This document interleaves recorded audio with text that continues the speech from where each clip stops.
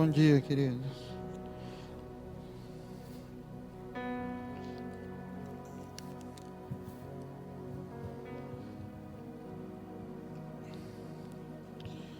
Deixa sua Bíblia aberta comigo no livro de Daniel.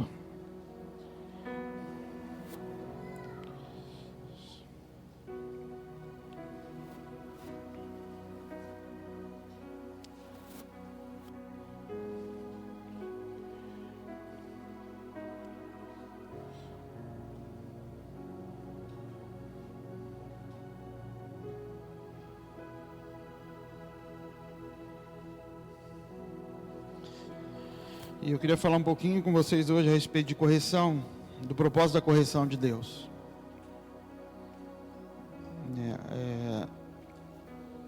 Semana passada, e talvez até o que eu vou conversar hoje, que nós vamos ministrar hoje, seja algo que continue o que nós falamos semana passada. Nós falamos um pouco sobre educação de filhos, no contexto do que eu preguei, mas assim, nós precisamos entender o propósito de correção. E a importância de você ensinar o seu filho agora o propósito de correção, como eu falei semana passada, mais importante do que o teu filho não fazer aquilo que você está pedindo para ele não fazer, é ele entender obediência. Porque ele pode não fazer porque você colocou cercas. Ele pode não fazer porque você deu outra coisa que está chamando mais a atenção dele do que aquilo que ele queria fazer. Então seu filho queria correr num lugar perigoso. E aí você fala para ele: não corra, isso não resolve. Você dá um telefone na mão dele. Você conseguiu que ele não corresse. E você pode achar que resolveu o seu problema, mas você não resolveu o problema, você postergou. Porque ele não vai entender propósito de correção quando a correção for necessária. Porque ele não entendeu o que é obediência. Obediência, na verdade, é proteção. Todas as vezes que Deus te dá uma ordem, te dá uma palavra, em que isso demanda obediência da nossa parte, Ele está fazendo aquilo por proteção.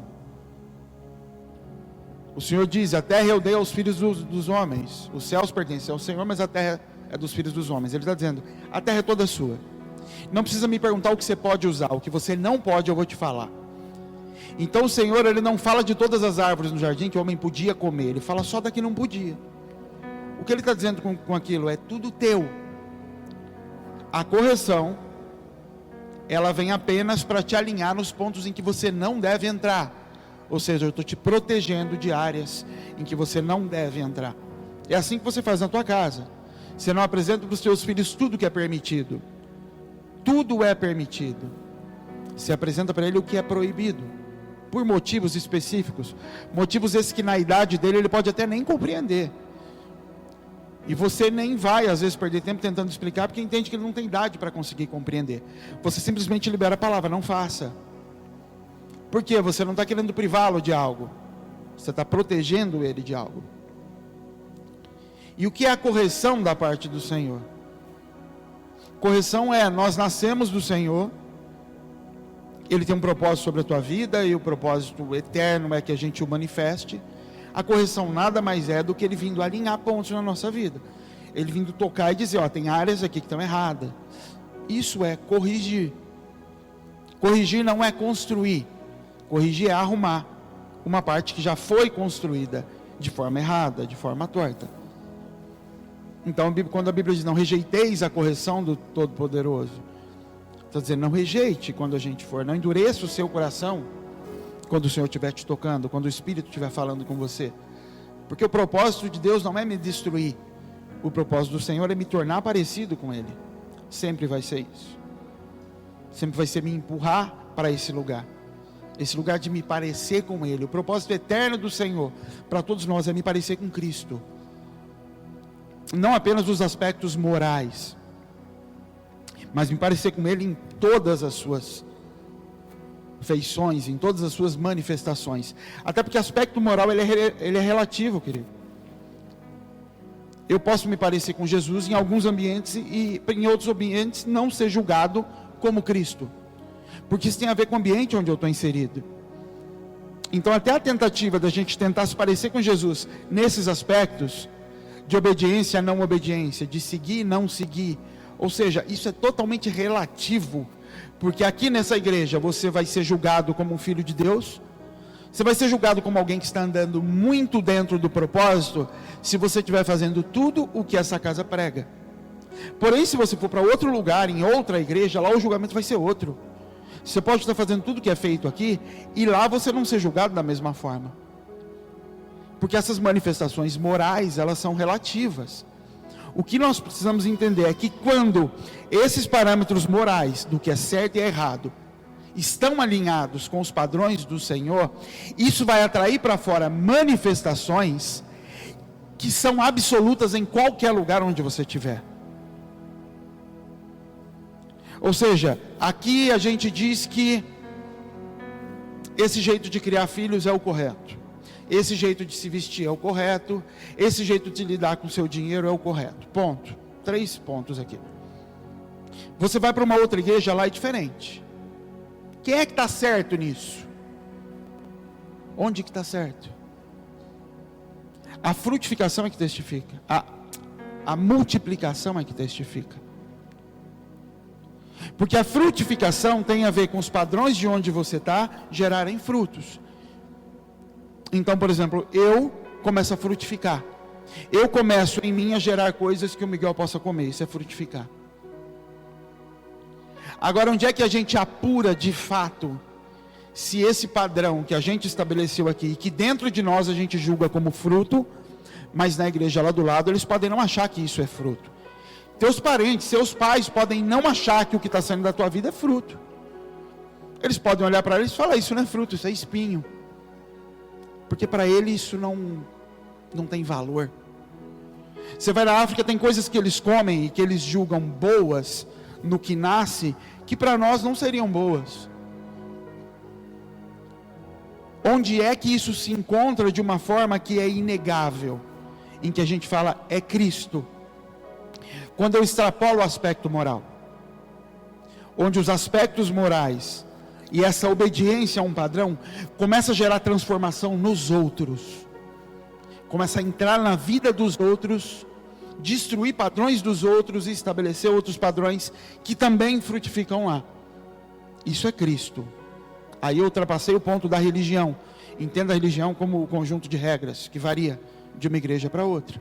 Então o propósito da correção do Senhor é que todos nós venhamos a se parecer com Jesus, não apenas no que é visto, não apenas no Jesus pregando e as pessoas chegando, mas no Jesus curando, no Jesus salvando a vida da prostituta, no Jesus pegando um Zaqueu ladrão, e em um jantar, e numa conversa de meia hora, conseguir fazer com que aquele homem se arrependa e resolva arrumar todo o estrago da vida dele. Isso é o que Deus espera de mim e de você. Não é que você chegue nos lugares e seja bonzinho nos lugares, porque você vai ser convidado para essas mesas pelo que as pessoas estão vendo, pelo moral que as pessoas estão vendo. A transformação é quando você senta lá e consegue fazer com que o ladrão que está na tua frente não queira mais ser ladrão pelo que ele está vendo em você. E isso é o que Deus quer em nós. Agora, isso ocorre através de correção, dele começar a quebrar coisas em nós e colocar coisas deles em nós, quebrar coisas do nosso caráter, do nosso padrão de certo e errado, e nos dar do dele. E aqui entra duas coisas que são opostas: informação e sabedoria. Eu nem vou usar a palavra conhecimento, porque na Bíblia a palavra conhecimento tem outra conotação, mas no nosso dia a dia aqui, no nosso português, poderia se usar a palavra conhecimento, que é conhecimento e sabedoria. Informação ou conhecimento, querido, você adquire, nós adquirimos. Eu posso ler, eu posso estudar, eu posso participar de um curso, de um seminário, e você vai adquirir isso. Sabedoria é outra coisa. Sabedoria é um Espírito de Deus. Informação eu recebo sozinho. Sabedoria é transferida. Sabedoria é repassada de um para o outro. Se você ler Isaías 11, a Bíblia fala dos 7 Espíritos de Deus. Ela profetiza a respeito de Jesus e ela fala dos 7 Espíritos. E ela fala, e o Espírito de sabedoria, o Espírito de conhecimento. E ela vai falando. Ou seja, a sabedoria é um Espírito. Esses dias em que nós temos construído coisas aqui e feito, Eu tenho conversado com algumas pessoas que às vezes vêm falar sobre, eu falo, querido, isso aqui é literalmente o Espírito de Deus. Eu falei isso com o Denis sexta-feira. Ele, nossa, pastor, porque a gente conseguiu fazer. Isso é o Espírito de Deus. Não tem explicação para nós conseguirmos fazer coisas que nós nunca fizemos, que nós nunca sequer vimos, e a gente resolve fazer e põe a mão e faz, e isso atrai os olhos das pessoas. Isso é espírito de sabedoria, espírito de conhecimento. Isso é algo que é transferido do Senhor sobre a nossa vida. Mas você pode conseguir fazer também através de informação? Sim. Você pode estudar, um carpinteiro pode fazer um deck, como nós fizemos ali, por informação. Sabedoria não é saber fazer o deck. Sabedoria é entender a necessidade, é entender a vontade de Deus e receber a capacidade de lidar com aquilo. Sabedoria não envolve a ação, ela envolve o todo, o porquê tem de ser feito, o como deve ser feito e o como se fazer. Sabedoria envolve o que está ao redor. Informação seria Salomão descobrir quem é a mãe da criança aí. Vamos buscar saber com quem parece, quem é o pai. Recebe uma informação e toma uma decisão. A sabedoria é saber julgar todo aquele aspecto espiritual ao redor. É saber entender qual daquelas prostitutas tinha amor ao redor daquela criança. E a Bíblia diz que o temor é o princípio da sabedoria. Ou seja, sem temor, você sequer se aproxima da sabedoria. Porque é o princípio, é o pilar básico para a sabedoria se manifestar, é temor. Sem o temor ser estabelecido na nossa vida, a gente sequer começa a desenvolver sabedoria. E aí a nossa vida fica guiada por informações de todo tipo. Vai ter seca? Eu vou abrir um negócio de água. Vai começar a chover? Eu vou abrir um negócio de guarda-chuva. Ou seja, eu me movo baseado em informações. Enquanto que o Senhor gostaria que a gente se movesse baseado em sabedoria. É algo que está além do que pode ser descoberto por homem, do que pode ser tocado por nós. Correção, querido, quando o Senhor quer nos corrigir, nos tocar, nos levar a algum lugar, nos moldar para a manifestação de Jesus que Ele tem para você. Isso só tem um efeito completo, pleno, sólido na nossa vida, quando existe temor. Sem temor é impossível que a correção tenha o seu efeito por completo. Semana passada o Denis estava ali, e eu passei, o Arthur estava ali no canto, que estava tipo condenado à câmara de gás, sentado e desesperado. Falei, o que foi? Não, é que eu falei com ele vai ser corrigido quando chegar em casa. Eu falei, não faça isso, eu já passei por isso. Isso é um terror. Você vai apanhar quando chegar em casa. Ixi, meu pai fazia isso, a gente começava a convidar todos os irmãos da igreja para ir para casa jantar, tomar café, porque eu sabia que se fosse gente da igreja em casa, a gente não apanhava. Mas assim, eu falava, não faça, isso é um terrorismo psicológico com a criança. Não fala nada. Chega em casa, você chama ele no quarto e corrige. Porque o sofrimento que ele vai ser exposto nesse período de espera até a surra é pior. Acho que é por isso que Jesus não fala quando vai voltar. Porque senão tem gente que já está sofrendo de antemão. Ele fala, não sofre, eu corrijo só na hora. Eu falei, não faz. Como é que eu faço agora? Abre mão dessa surra aí, conversa. Não, ele falou, vou corrigir lá dentro agora. Eu falei, pelo amor de Deus, a igreja inteira está aqui. Esse moleque vai estar gritando. Tanto é que a hora que ele falou, vem cá, ele achou que ia apanhar na hora e começou, pelo amor de Deus. Eu falei, Denis, perdoa ele dessa vez, conversa só com ele, mas só pela situação toda. Depois ainda falei, Arthur, você me deve uma, hein? Livrei você de uma hoje. Mas o que era a correção naquele caso? A criança não sabe o que está fazendo. Por que ela se submete a essa correção? Porque o Arthur podia pensar assim, não vou não vou apanhar não. Ah, mas o pai é mais forte, tá bom, mas eu vou lutar com as forças que eu tenho para resistir ao Denis. Por que ele já começa a sofrer? Vou ser corrigido. Ele nem cogita quais as armas eu tenho para fugir dessa correção. Por quê? Porque existe uma coisa chamada temor. Na cabeça dele, ele pode achar que está correto, como criança. Eu não fiz para apanhar desse jeito, pai. Mas existe quase que uma programação cravada na mente dele, chamada temor. E no temor, se o meu pai pegou a cinta, ela vai me pegar e só me resta chorar. E eu tenho como sentir a dor, eu tenho como clamar por misericórdia, eu tenho como tudo, eu só não tenho como escapar dela. Não tem como eu lutar contra ela, porque isso está cravado dentro. Quando é que você percebe que a criança perdeu isso? Quando ela começa a crescer, se torna adolescente e começa a enfrentar o pai e a mãe quando a mãe vai corrigir. Falou para ela, está começando a perder o temor. Ela está entrando num lugar em que aquela relação que ela tinha com o pai e com a mãe, em que era algo de que eu não tenho como bater aqui, não existe mais. O temor foi quebrado. A partir do momento que o temor foi quebrado, a possibilidade do pai corrigir acabou. Porque o filho não aceita aquela correção quando adolescente, porque as informações que ele tem se confrontam com as informações do pai, da mãe. Ele entende, baseado no conhecimento que ele tem, que a posição dele é justa, é correta. A posição da mãe é injusta, incorreta. Então ele está baseado em informação. Ele não consegue entrar no lugar que a mãe está.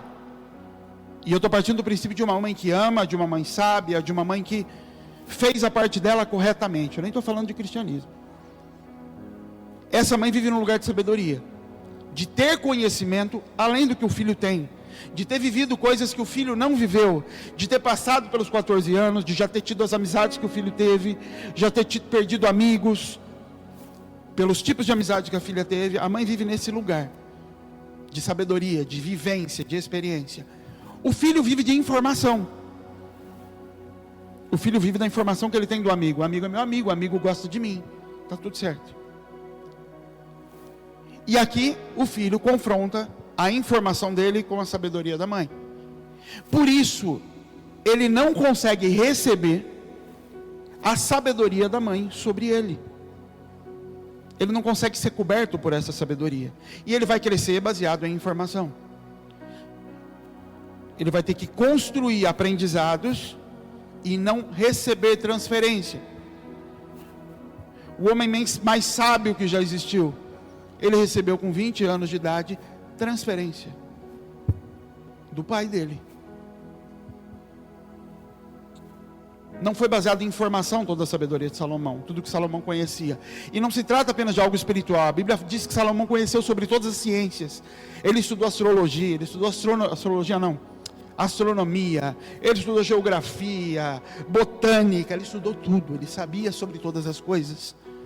E a Bíblia chama isso de sabedoria. A gente podia olhar para isso e falar, isso é conhecimento, é informação.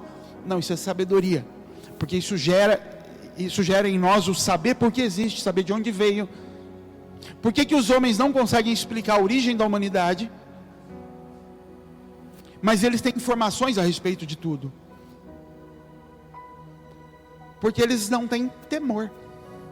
Então eles têm toda a informação do mundo, eles só não conseguem juntar todas as coisas e fazer com que aquilo gere vida. Só tem uma coisa que a ciência não conseguiu gerar até hoje: vida. E por isso a ciência luta tanto para encontrar vida fora da terra. Porque a única coisa que a informação não gera é vida. Ela pode gerar frutos, ela pode gerar o que te alimenta, ela pode gerar saciedade. O que ela não pode gerar é vida, ela não consegue transferir isso. A informação não consegue fazer isso por nós. Ainda que seja uma informação vinda dos céus. Então eu queria falar sobre correção com você hoje, para você entender, para nós entendermos o que Deus quer com a correção, qual é o propósito da correção do Senhor. Por que o Senhor nos traz palavras de correção e os efeitos que isso pode gerar em nós. Daniel no capítulo 2, eu vou falar referência para você, querido, mas eu vou contar um pouco da história para servir de pano de fundo.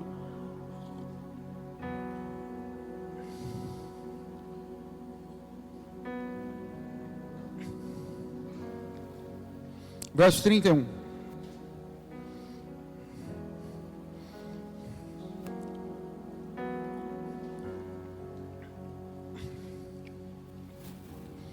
O povo de Israel pecou.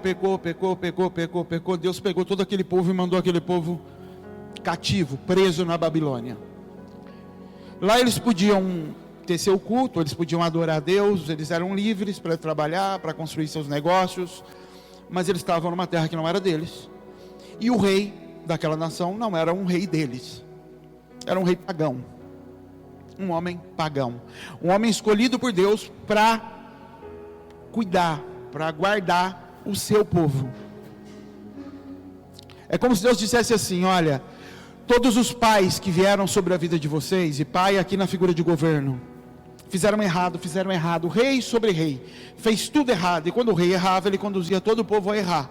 Então agora eu vou colocar vocês num orfanato, não é pai de vocês, mas vai dar o que comer, vai proteger, até que eu levante um rei depois. Então esse povo é levado para lá. Quem vai para a Babilônia? A nata de Israel, a melhor parte. Os analfabetos, os pobres, os velhos, esses ficam. Os velhos que não tinham o que oferecer, ficam tudo lá em Judá. Judá estava destruída, a cidade caída, os muros tinham pegado fogo, os portões queimaram, a cidade era ruína, mas tinha um povo vivendo lá, uma pequena parte.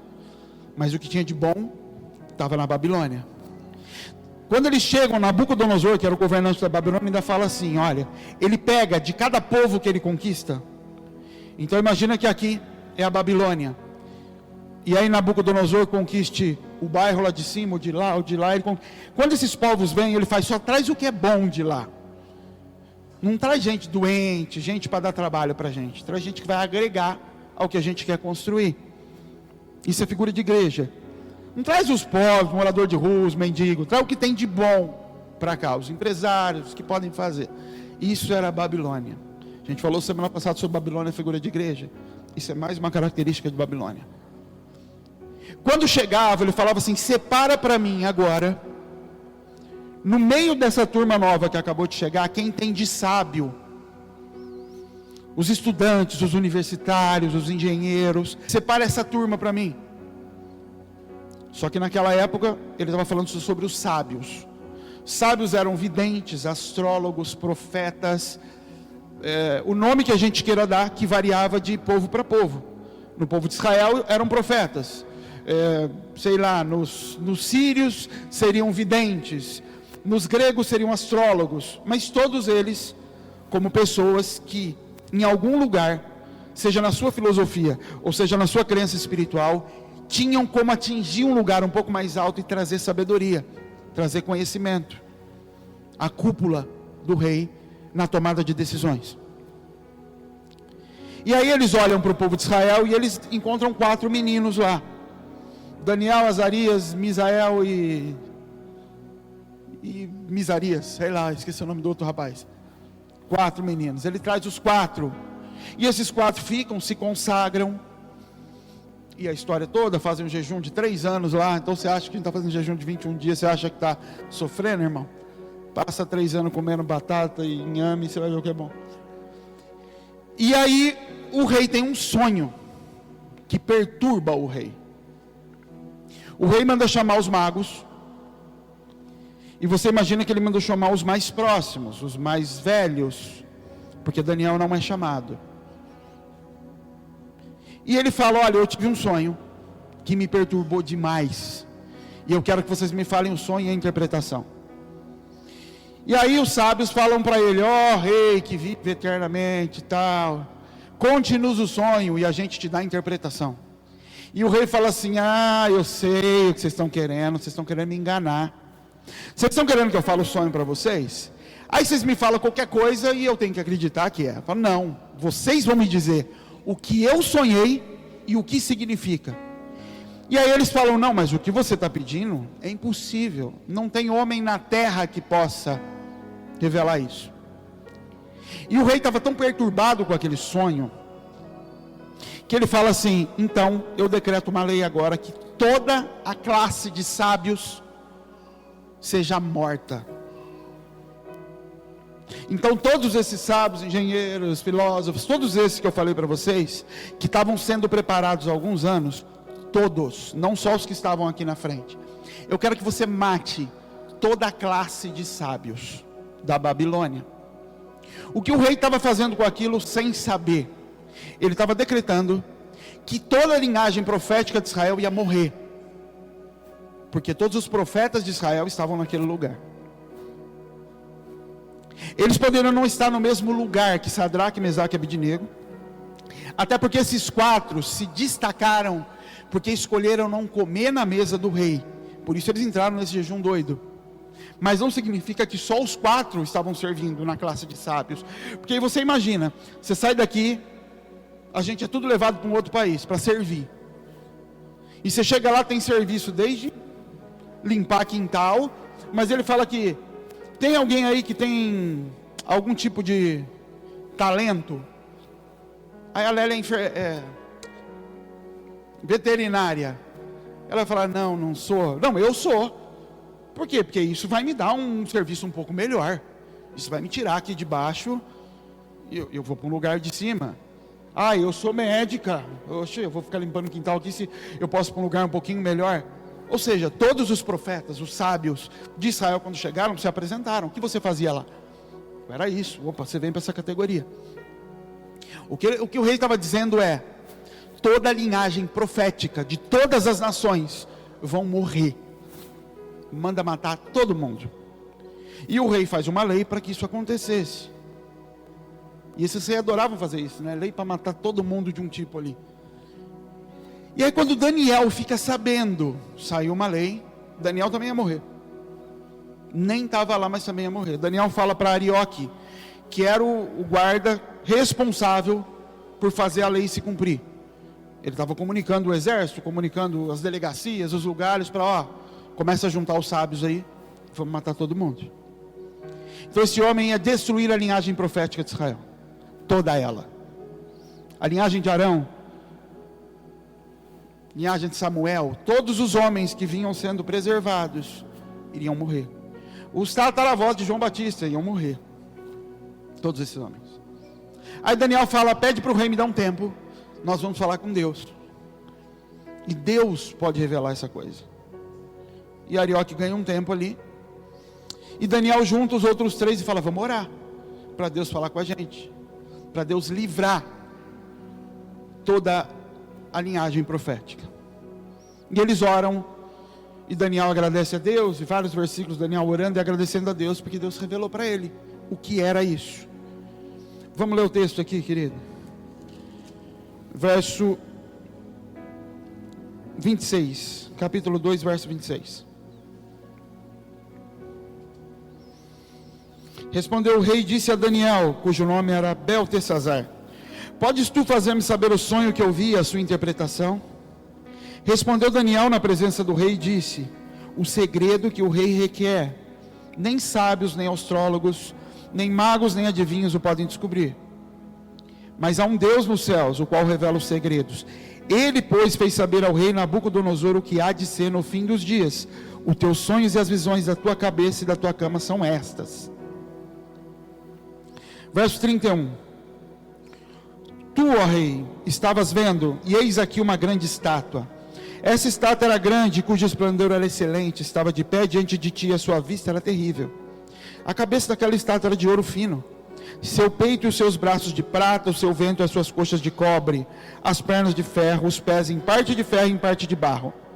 Eu estava vendo isso quando uma pedra foi cortada sem mãos, o qual feriu a estátua nos pés de ferro e de barro, e os esmiuçou. Então foi juntamente esmiuçado o ferro, o barro, o cobre, a prata e o ouro, os quais se fizeram com a pragana nas eiras do estio, ou seja, virou pó no vento. E o vento os levou, e não se achou lugar algum para eles. Mas a pedra que feriu a estátua se fez um grande monte e encheu toda a terra. Este é o sonho, também a interpretação dele te diremos na presença do rei. Tu, ó reis, és rei dos reis, pois Deus dos céus te tem dado o reino, o poder e a força e a majestade. E onde quer que habitem filhos de homens, animais do campo e aves do céu, ele te entregou na tua mão e fez que dominasse sobre todos eles. Tu és a cabeça de ouro. E aqui ele vai narrando depois as outras partes, mas eu queria parar na cabeça de ouro. Então ele está falando para o rei, rei, você estava dormindo, e de repente no teu sonho o que você viu? Uma estátua.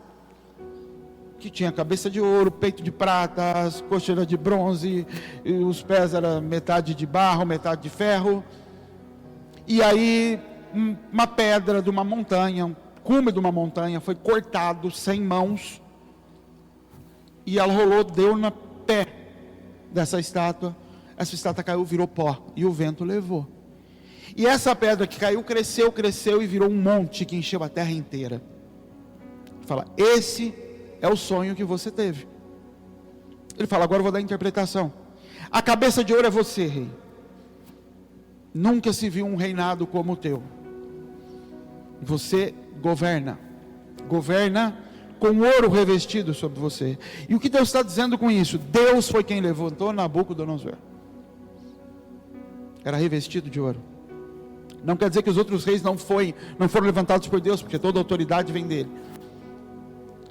Mas ele diz, mas depois de você vai vir outro reino. E ele estava falando de outros povos que iam governar a terra, até o governo do Messias, que é a pedra cortada sem auxílio de mãos, que ia derrubar esses governos e encher toda a terra. A primeira pessoa no livro de Daniel a ter revelação a respeito de Jesus foi um rei pagão. Esse homem teve um sonho profético a respeito de Jesus. Ele não teve um sonho que o condenava, nada. O sonho foi, você é a cabeça de ouro. E Deus está revelando. Ele nem falou sobre Jesus para Daniel, ele só falou de um governo que viria. Mas Deus dá para um rei pagão, idólatra, um sonho profético a respeito da vinda de Jesus. Ou seja, manifestação profética. E eu não estou falando de função profética, função na igreja profética. Eu estou falando sobre a manifestação profética. Ela não está vinculada à nossa santidade. E nós podemos ver isso na rua. Quando a gente estava na rua, às vezes tinha gente que davam palavras para nós. Deus já usou mendigo para nos entregar palavras. Então, quando nós olhamos para esse homem, Deus estava usando um homem pagão para trazer um sonho a respeito de como seria o restabelecimento do governo para o povo de Israel. Estava começando debaixo desse homem, que era a cabeça de ouro, e ia se concluir com a vinda do Messias lá na frente. E Deus usa o homem que era o governo, ainda que totalmente corrompido, para trazer aquilo. Por que é que Deus, pela primeira vez, porque isso que o rei fez, é o que nunca mais se viu, ele exigindo que alguém contasse o sonho também. Porque todas as outras vezes na Bíblia, você vai ver as pessoas levando o sonho, a visão, ou o que quer que seja que ele teve, profético, para um profeta, para alguém, para um homem de Deus, discernir aquilo. Pela primeira vez esse homem pede, além da interpretação, ele pede também o que aconteceu aqui dentro. O que Deus estava fazendo com aquilo era separar a classe profética dele dentro da Babilônia das demais. Era mostrar, os meus profetas conseguem entender não apenas a parte que cabe ao profeta, mas também a parte que cabe ao governo, quando o governo que está aí não é um governo que veio do Senhor. Não é um homem que responde pelo Espírito de Deus, no caso de Nabucodonosor. E com isso o resultado acontece. Daniel é colocado no topo do governo, e ele pede uma boquinha de emprego para os outros 3 que também sobem com ele. Então esse homem, Nabucodonosor, a partir de agora, ele fala, esse é Deus.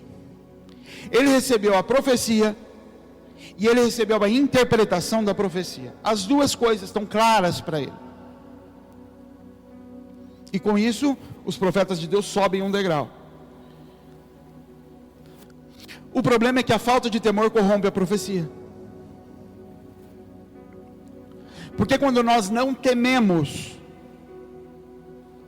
não confunda, querido, temor com amor, com dedicação, com desejo, com vontade. Temor é outra coisa.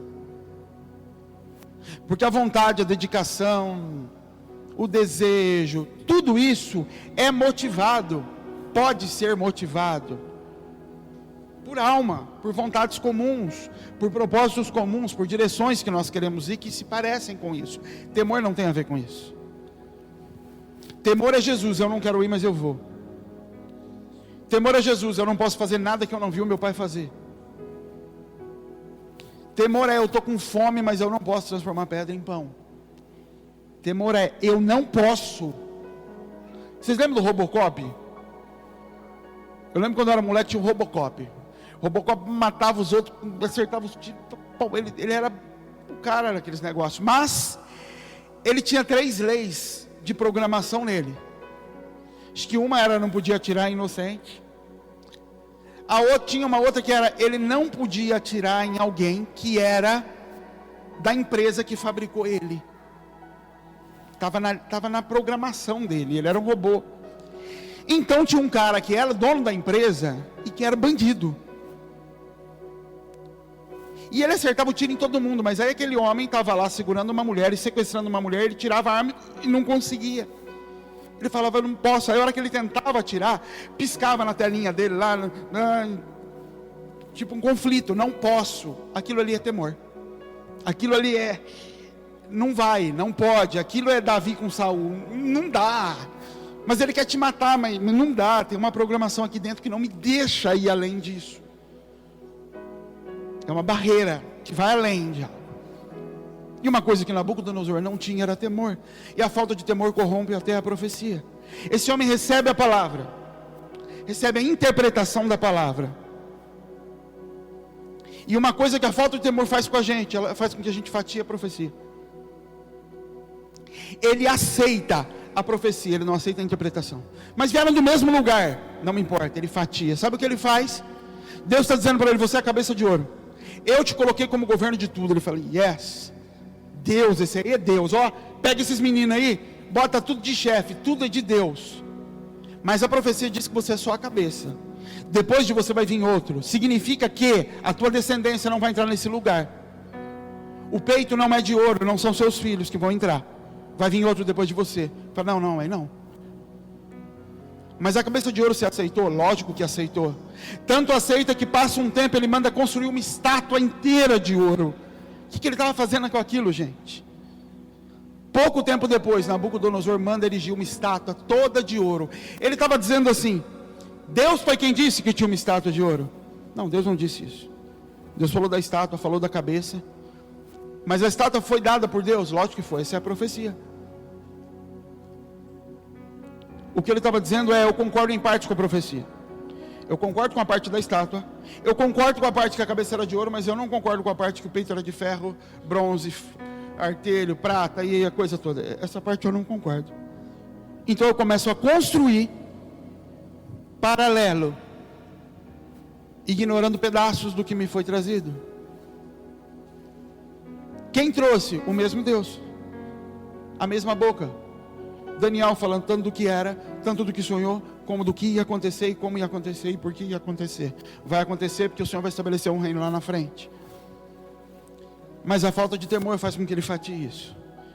E aí ele começa, paralelamente, Daniel nem aparece mais na história nesse ponto, a construir um negócio, que aos olhos dos outros, de quem não estava presente naquela sala, no dia da revelação de Daniel, era o rei levantando uma estátua e dizendo: não, eu tive um sonho, lembra o sonho da estátua? Estou construindo aqui a estátua. Mas ele sabia, Daniel sabia, não era desse jeito. Deus nem mandou você edificar, ele só falou que você já é a cabeça. Mas o que ele diz com aquilo é: eu vou fazer acontecer aquilo que o Senhor falou a meu respeito, e vou jogar ouro em cima de tudo. Ou seja, vou santificar a tudo. Tudo vai vir da parte de Deus. Deus estava dizendo: é transitório o que está acontecendo através de Nabucodonosor. É um governo transitório. Nabucodonosor está dizendo: vai ser eterno. Da cabeça aos pés, em todos os tempos, o meu governo vai permanecer. Deus estava dizendo: não, é transitório. Começa aqui e vai descendo. E ele resolve desafiar Deus com aquilo.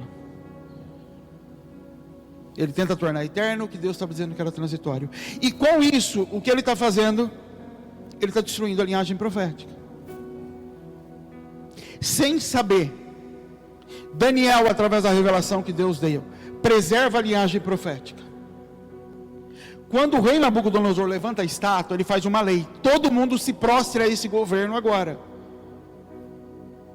o todo joelho se dobrará um dia a Jesus, Nabucodonosor agora dá uma ordem.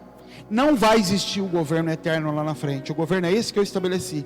E todo joelho vai se dobrar diante dessa estátua. Só que aí, todo mundo se dobra, menos os 3 profetas de Israel que estavam ali. Não, a gente não vai se dobrar. Porque assim, rei, a gente estava lá quando o Daniel teve a interpretação. A gente estava orando junto com ele. Nós concordamos que o Senhor recebeu uma palavra profética, mas a interpretação não é essa. O Senhor está fatiando a profecia. O Senhor aceitou a palavra profética de que o Senhor é governo estabelecido por Deus, mas o Senhor não aceitou a palavra profética de que isso tem um limite. E aqui é rompido. A palavra profética da interpretação profética é separada.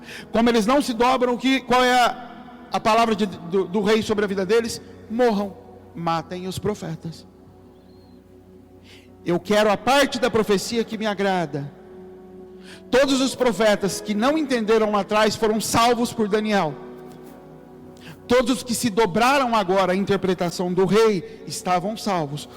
Os que não se dobram vão morrer. Sabe o que é mais engraçado nisso? Deus estava dizendo assim para Nabucodonosor: através da tua vida, eu estou começando um novo modelo de governo. Ele não coloca nem Davi, embora Davi seja a raiz de Cristo. Ele fala: você é a cabeça da estátua que vai ceder lugar para que Cristo seja manifesto. Aquele sonho termina com a manifestação de Jesus. Ele está dizendo: Nabucodonosor, você é o começo disso. Você como cabeça está dando destino para isso. Se alegre com a posição que eu te dei. Ele fala: não quero. Mas no final disso, as pessoas, você nem vai ver, mas as pessoas lá na frente vão ver Jesus. Eu não quero. Sabe quem vê Jesus antes de todo mundo? Os 3 que não se dobraram. A Bíblia diz que eles vão para dentro da fornalha e Jesus está lá com eles. Os 3 que sustentaram não só a profecia, mas a revelação da profecia, eles se encontram com Cristo. Antes, a correção, querido, a palavra profética, porque aquele homem que se achava o rei do mundo, e se você continuar, leia depois a história de Daniel, o livro de Daniel, você vai ver Nabucodonosor sendo pego por Deus, se arrependendo, confessando Deus, enfim, esse homem é capaz de estar no céu. Quando você chegar lá, talvez você vai encontrar ele, eu acredito que ele vai estar lá. Esse homem tem um encontro com Deus depois. Mas esse homem até ali está recebendo profecia da parte do Senhor, está recebendo palavras da parte de Deus. E quando ele rompe com isso, quando ele decide: não vai ser desse jeito, eu não vou me submeter a isso, eu não vou permitir que essa correção venha sobre isso, esse elo é quebrado, isso é rompido, e ele não consegue entrar no lugar daquilo que Deus tinha para ele.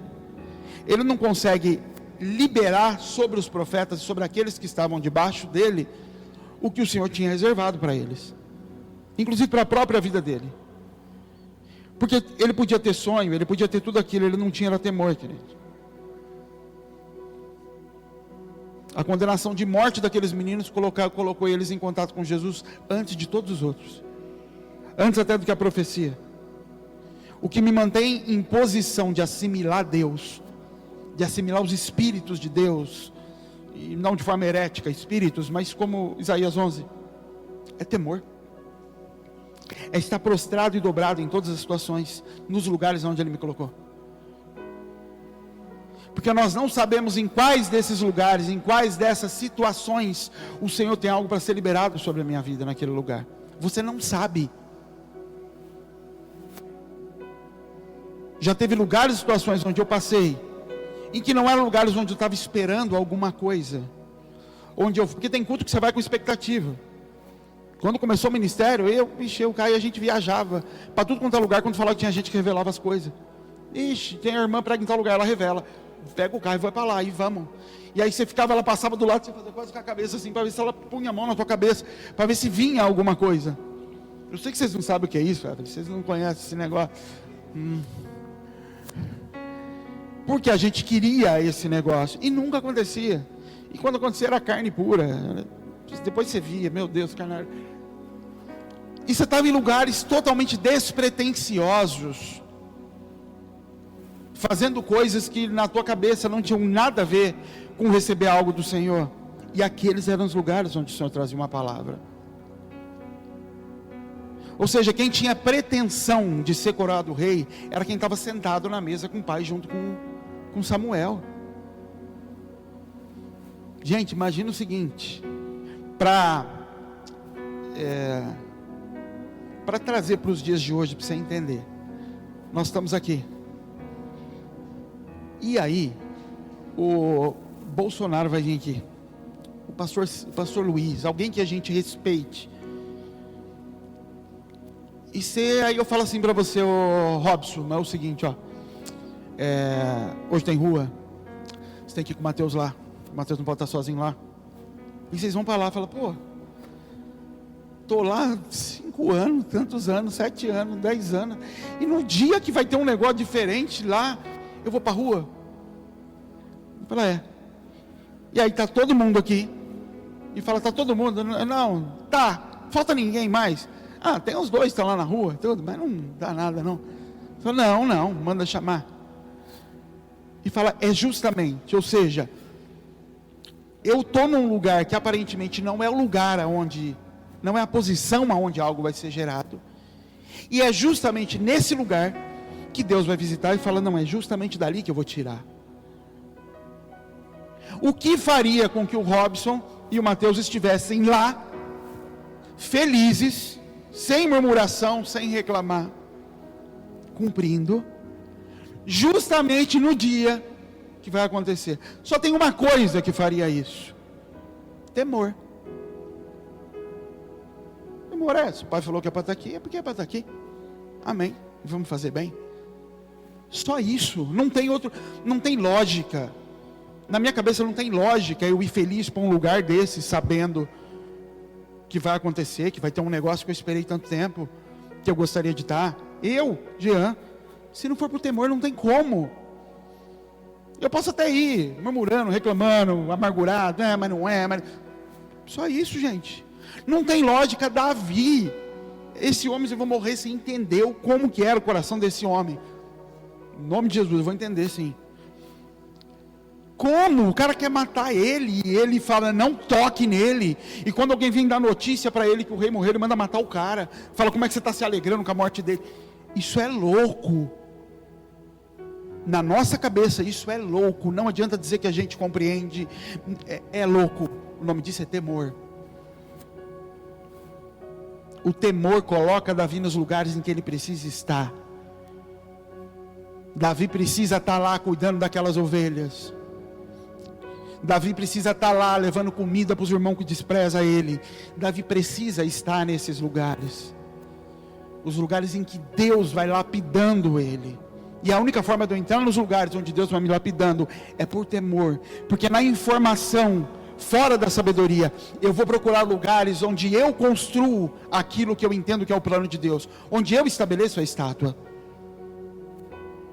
O Senhor diz para mim que minha família vai ser próspera. Na informação eu vou procurar caminhos de prosperidade. Eu vou procurar situações que construam aquilo. Na sabedoria de Deus e no temor à palavra dele, eu falo, não, eu vou andar onde ele falou. Mas isso vai na contramão do que ele prometeu. Isso aqui vai gerar pobreza e não prosperidade. Isso aqui vai destruir ainda mais a imagem que ele falou que vai construir. Não importa, eu ando no temor. Eu não ando na promessa. Querido, a profecia não nos conduz, o temor nos conduz. A profecia só sinaliza e se cumpre. A profecia é só o Senhor liberando uma palavra, para que o mundo natural ganhe autoridade para começar a dar forma. O que constrói, o que nos leva a esse lugar de construção é temor, não é profecia. A profecia nos corrompe. Quando nós pegamos ela, nos tornamos responsáveis por fazê-la acontecer. Por fazê-la acontecer ou por não aceitar a correção que está contida no meio dela.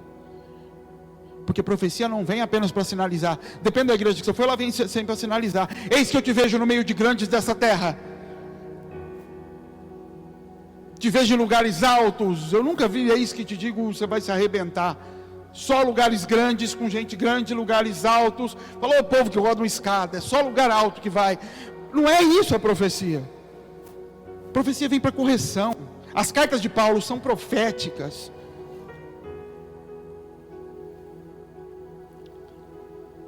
O problema é quando a gente não entende. Nabucodonosor, a partir daquele sonho, ele devia começar a vida dele assim: filho, vamos entender em Deus o que nós devemos fazer agora, porque o reino não vai ser passado a você. Já foi dito por Deus. Então vamos viver no nosso tempo tudo aquilo que o Senhor tem. E ponto. Era isso. Como? É outra história. Quando ele rejeita esse pedaço de uma direção que Deus está dando a ele, ele começa a estabelecer um outro caminho, baseado na mesma profecia. Profecia da estátua que começa com ele no governo. Porque a falta de temor faz com que ele desvirtue a palavra. Pegue um pedaço dela e comece a construir outra coisa em cima. E por que ele faz isso? Deus fala comigo, Deus me deu um sonho. Foi Deus que me deu o sonho. Tanto foi Deus que ele até falou para os outros o que eu tinha sonhado, que é mais Deus do que isso. Avança sua Bíblia comigo para 2 Coríntios.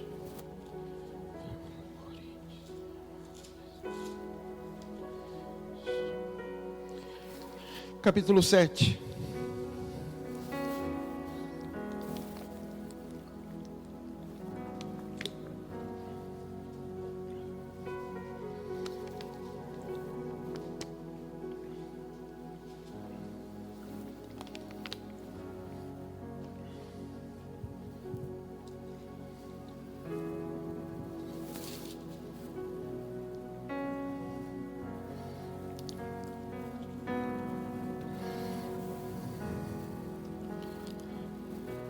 Segunda Coríntios 7, verso 8.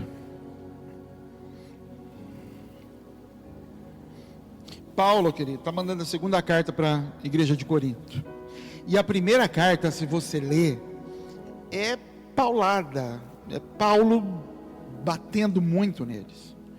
Falando muito do pecado deles, de como vocês são permissivos. Como é nojento o comportamento que está acontecendo aí dentro. É muito pesado a carta de correção de Paulo. Mas Paulo amava aquele povo. E aí ele manda a segunda carta, pois. Verso 8: porque ainda que eu vos tenha contristado, ou deixado triste com a minha carta, ele está falando da primeira, eu não me arrependo, embora já me tivesse arrependido por vez que aquela carta vos contristou, ainda que por pouco tempo. Ele está falando assim, ó: porque ainda que eu tenha ficado triste. Paulo era meio, como que fala? Bipolar às vezes. Você lê umas cartas de Paulo que ele fala: eu pensei assim, depois eu não pensei, mas pensando bem eu tenho que pensar. Várias vezes ele faz isso nas cartas. Ele está falando assim: ainda que eu tenha ficado triste de ter mandado aquela carta para vocês, eu não me arrependo. Se bem que eu fiquei um pouco triste sim, mas depois eu entendi que não era para ficar, porque aquela carta deixou vocês tristes. Ele está dizendo: eu sei que foi pesada, e aquilo me gerou uma luta de que eu fiz, eu bati neles, eu fui duro com eles, mas eu sei que foi para o bem deles, mas o que eu fiz? Ele fala: mas no fim, eu sei que eu tinha que ter escrito aquelas coisas para vocês, porque aquilo gerou tristeza por pouco tempo. Verso 9: agora eu folgo, ou seja, agora eu descanso, não porque eu vi vocês tristes, mas porque vocês foram contristados para arrependimento, pois fostes contristados segundo Deus, de maneira que por nós não padecestes dano em coisa alguma. Então ele está dizendo assim: eu descanso agora por saber que a tristeza que eu gerei em vocês foi para arrependimento, e que vocês não sofreram prejuízo, ou seja, eu não bati em vocês, eu não lancei palavra em vocês de acordo comigo, com a minha carne, com a minha vontade. Então eu estou alegre, porque a palavra que eu mandei deixou vocês tristes, mas ela gerou arrependimento em vocês, ela quebrantou. Verso 10: porque a tristeza segundo Deus opera arrependimento para salvação, da qual ninguém se arrepende. Mas a tristeza do mundo gera morte. O que a tristeza gera, querido, em nós? Tristeza aqui no contexto é a palavra que eu recebo, o confronto, a correção que eu recebo, gera tristeza, ponto. Quando eu sou corrigido, isso me gera tristeza. Paulo está dizendo de duas coisas que podem ser geradas com a tristeza. Ele fala assim, a tristeza pode gerar, a tristeza segundo Deus, ou seja, quando a tristeza bate em mim, e o Espírito se manifesta, o Espírito reage, ou seja, segundo Deus, de acordo com Deus, ela gera arrependimento para salvação, e disso ninguém vai se arrepender depois, ou seja, depois você vai achar bom isso. Então a tristeza, quando ela bate, e ela é de acordo com Deus aqui dentro, ela gera arrependimento. Mas a tristeza do mundo gera morte. Então a tristeza, quando bate aqui, e ela bate na carne e não no espírito, ela gera morte. Sabe quem recebeu essa tristeza? Caim. Caim foi corrigido por Deus. Caim viu aquela oferta, não gostou, e saiu dali calado, não gostou, foi para a casa dele, calado. Até ali Caim é Jó, não pecou com seus lábios. Até para um parênteses aqui, ontem em casa eu estava pensando, porque a gente fica lendo ali Jó não pecou com seus lábios, Jó perdeu isso, Jó perdeu aquilo. O que Deus queria com aquilo tudo? Deus queria corrigir Jó. Deus queria mostrar para Jó o que Jó não via. Jó não via que era orgulhoso. Ele não sabia que era orgulhoso. E Deus não conseguiu usar ninguém para tocar em Jó, porque não existia espírito, não existia. O espírito não estava liberado como é liberado sobre nós. Ou seja, não tinham manifestações. Como é que uma pessoa era julgada se conhecia Deus ou não, se tinha Deus ou não? Conhecer a Bíblia, por cumprir as leis da Bíblia. Esse era o julgamento. Então Deus olhava sobre a terra e falava: quem enviarei para Jó? Ninguém, porque ele sabe mais que todo mundo. Qualquer um que sentar com Jó, Jó destrói na conversa, no argumento. Eu não tenho como mandar nada em cima dele. Fala, vou mandar o Satanás. Se tem alguém que é mais orgulhoso que ele, se tem alguém que conhece mais de Bíblia do que ele, é o Satanás. Eu vou mandar ele. Aí ele provoca Satanás, Satanás cai e vai ter uma conversa com ele. Você entende que para corrigir a Jó, a gente lê lá 42 capítulos a respeito de correção. Da história, do caminho até que Jó consiga se enxergar. Só que você entende que isso começou com Deus matando 10 filhos desse homem? Gente, isso não é brincadeira não. Não pense que esse foi o caminho, a primeira opção de Deus. A história de Jó começa assim. Mas não pense que a primeira opção de Deus foi: eu vou matar os filhos dele para ver se eu consigo arrumar ele. Não foi. É certeza que não foi. É certeza que por vezes Deus enviou pessoas, Deus permitiu que os amigos de Jó falassem coisas para que ele pensasse. E você vai ver isso ao longo do tempo de Jó, dos 40 e tantos capítulos. Os amigos falando: Jó, mas não é possível, tal. E Jó vai lá com a Bíblia na mão e pau no meio deles. E eles não têm o que falar. Aquilo ali era Jó antes. E Deus falou: mas até onde você vai, meu filho? Eu estou tentando te tocar, mas você tem tanta informação, você tem tanto argumento, que eu não consigo te tocar. Então eu vou matar a tua descendência, as suas posses, para ver se isso te quebra,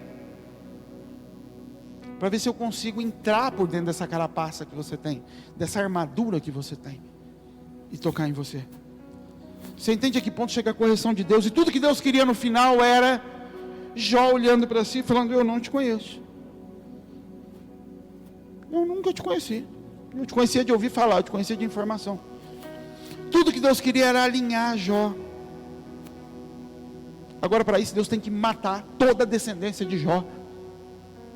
E eu não estou falando de matar a descendência com relação de continuidade, estou falando de matar os filhos. Gerar essa dor no coração do pai, arrancar 10 filhos em um dia. E a pergunta é: o que isso gera? Arrependimento ou morte? Quando Deus vem nos tocar.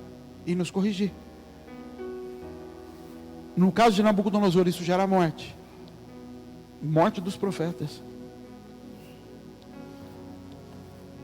É isso que Paulo está dizendo. Eu mandei uma carta para vocês. E se ela for recebida segundo Deus, ela vai gerar arrependimento. Arrependimento que gera salvação. E disso ninguém vai se arrepender. Vocês vão ver que não vai ter arrependimento no fim. Vocês vão gostar do que vai acontecer. Mas se ela for recebida em outro lugar, ela vai gerar morte. Isso é Caim. Caim recebe correção de Deus. Caim, deixa eu te corrigir, meu filho. Se você fizer direito, eu vou te aceitar. Não tem nada contra você não, Caim. Eu não tenho problema com você, Caim. Caim olha para aquilo e fala, como é que não recebeu? Como é que não recebeu? Sabe uma frase que a gente ouve muito? Eu ouço muito pouco, porque eu ouço muito pouca coisa hoje, mas, Deus te aceita como você é. Deus aceita nada, querido. Vai falar isso para Ananias e Safira, Deus aceitou como é? Não aceitou o quê? Caiu morto na hora. Caim, Deus não aceita não. Não aceita porque não precisa. Ele recebe a minha oferta, a minha obra de adoração como representação do que eu sou. Se trata de aceitar. E ele não recebe, simplesmente não recebeu. E aí ele vai para Caim e fala, Caim, eu não tenho nada contra você. Seu irmão não é nada melhor do que você, eu amo você do mesmo jeito que eu amo ele. Se você fizer direito, eu vou aceitar também. Só que depois que Deus falar isso para Caim, essa tristeza, a tristeza da correção se instala em Caim. Qual tristeza se instala em Caim? Para a morte, não para arrependimento. Abel, a oferta de Abel. Abel era um profeta. A oferta de Abel era profética. Em que sentido? Esse homem, quando recebe a correção de Deus, falando faz direito, o que era fazer direito? Se procederem certos, por acaso não será aceito? Sua pergunta seria, o que é proceder certo? Se o arrependimento foi gerado, o que é proceder certo? O que era proceder certo ali? Deus precisava ensinar? Não. Olha para o teu irmão como profeta, que está manifestando uma oferta conforme eu recebo. Está aí. O profeta e a manifestação profética. O que está entregando e o que está sendo entregue. A manifestação daquilo que eu recebo está aí.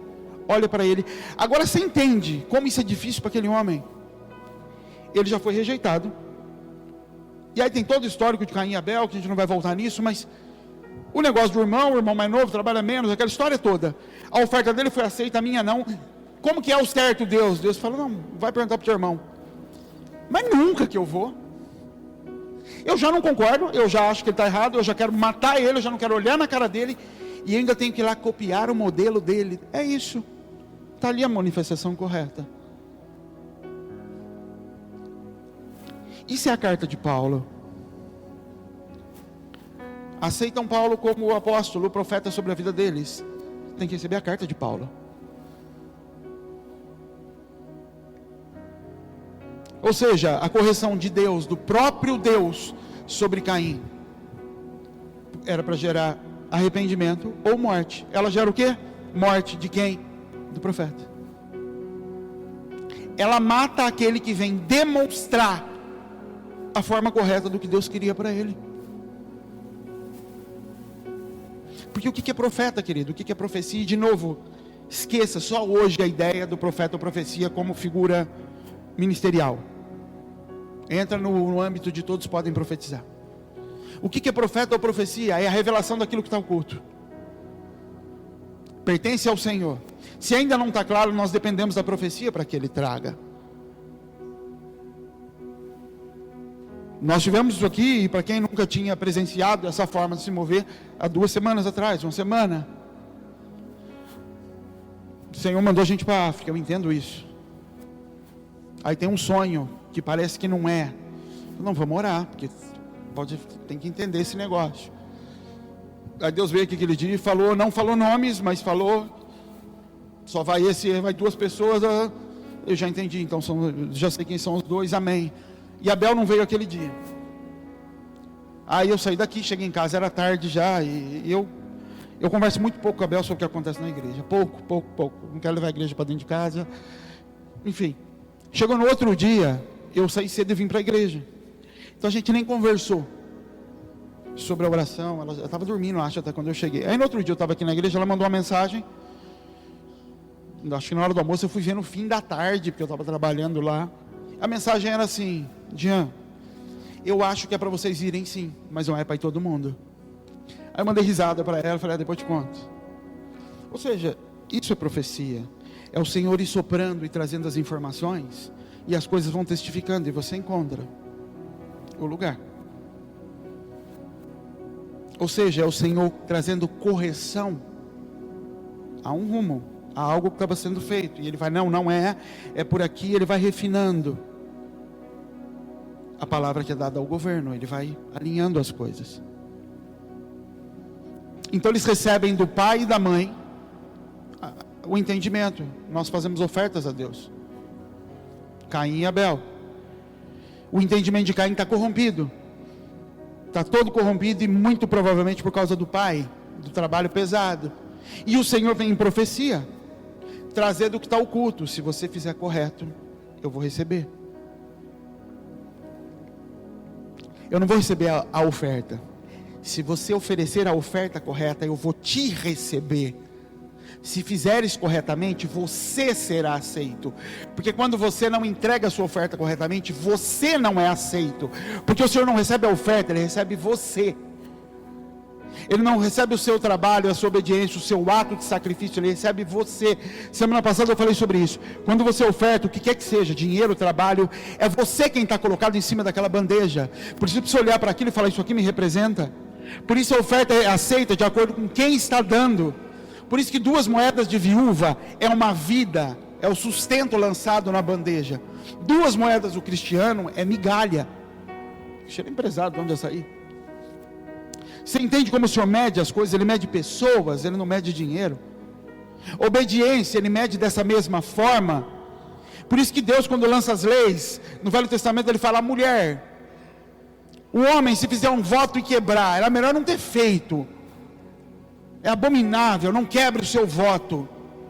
E a mulher, você fez um voto, aí você casa. Quando você casa, seu voto era, nunca mais vou tomar Coca-Cola. Lá em Israel. Nunca mais vou beber Coca. Aí você casa, e seu marido fala, não, a nossa tribo aqui, a gente bebe Coca todo dia. Deus falou assim, beba, minha filha. Mas você está quebrando o seu voto, sua oferta? Não. Você entrega de acordo com a sua capacidade. E agora, como a tua capacidade está sujeita ao teu marido, você não tem mais capacidade de sustentar isso. Então eu continuo te recebendo, mesmo que você não esteja me dando o que prometeu. Porque eu não estou julgando o que você está dando, eu estou julgando você. E a tua obediência vale mais do que a tua oferta. A tua obediência vale mais do que sacrifício. O propósito da correção do Senhor, primeiro, ele é baseado em temor. Segundo, é gerar arrependimento. Por isso que não adianta o Senhor trazer correções e eu pegar essas correções no âmbito da lei, do mandamento. O propósito da correção não é gerar alinhamento, não é fazer com que eu mude o caminho, é gerar arrependimento, que gera salvação. Porque não vai para o céu quem não peca, vai para o céu quem se arrepende de pecar. Porque vai para o céu quem tem nova natureza, não quem deixa de fazer o que é errado. Vai para o céu quem ama, quem não ama mais o dinheiro. Não vai para o céu quem simplesmente está dando um pouco do dinheiro e lutando. Não vai. Se trata de natureza. Então um gera morte e outro gera vida. Não. Um gera morte e outro gera arrependimento. E o arrependimento gera salvação, que é vida. Não basta a correção bater em você e gerar mudança de caminho, ela tem que gerar arrependimento, porque senão ela vai voltar de novo. Porque só quem se arrependeu dos seus caminhos não volta para eles. E vai voltar, até que a morte consiga me tragar e me pegar. Eu falei semana passada, falei na sexta-feira que nós estávamos lá dentro, eu vou repetir, não existe esse lugar de eu vou chegar nesse lugar, esse lugar é hoje. Entendeu o que existe? É hoje. Sexta-feira, quinta-feira, dentro de a gente para almoçar. Oh, Jesus amado. Levar vocês para almoçar, e sai e não leva a carteira, e a gente vai ter que comer pastel na rua, sentado na rua, e nós pagar porque ele está sem a carteira. Deus fala, vou levar você para almoçar. E eu cheguei lá no escritório, eu vi um negócio, falei, ó, mamão puro aqui dentro. Está ali, ó, tem uma foto do demônio na parede. Não é um dia, querido, é agora. Taca fogo naquilo agora. Pensa você, meu querido, você tem uma mulher, aí você descobre que ela adulterou, te traiu, e se confessa para você, e você foi pego em adultério. Você perdoa. Ela fala, mas sabe o que é?